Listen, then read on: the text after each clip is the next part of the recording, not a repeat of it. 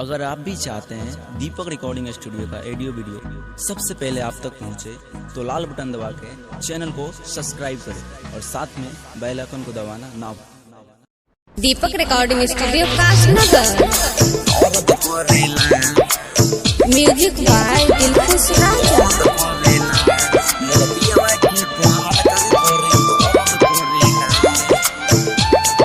सोनिया जब सोटेला लौसर लौसर करेला, सोनिया जब सोटेला लौसर लौसर करेला, मोरा राजा के करल का बोरी दर्द करेला, मोरा पियावा के करल का बोरी दर्द करेला।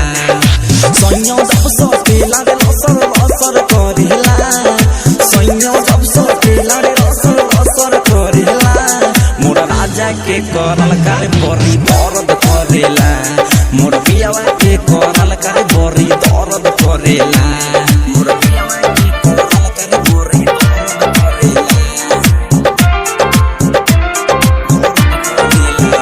मोर पियावा के करल करे बोरी दर्द करेला।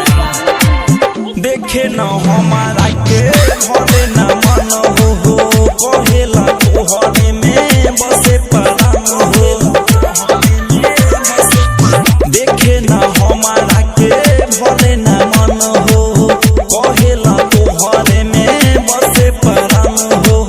कितना दुख तोहर के बताई रे माई, धरे कलाई दर्द होला रे माई, धरे कलाई दर्द होला रे माई।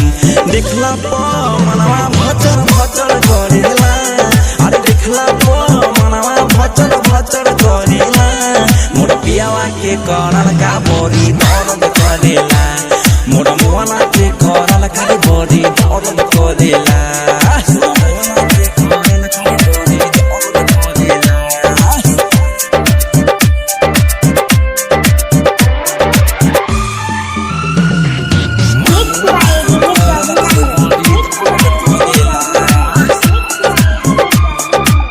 धीरज रहा जाके माते न जोड़ा, हरदम धरेला हमके माइल कोरा।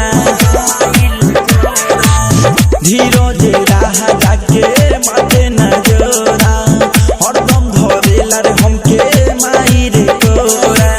दिल खुश देवरा के दो गोला भर, सुशीला बारेला गावेला घर, राइटर बहाला के दुनु गोलम। देवरो घंटी के नइखे लभर रे, अरे देवरो घंटी के नइखे लभर रे, मोर राजा के करल का बोरी दर्द करेला, मोर मुआना के करल का बोरी दर्द करेला।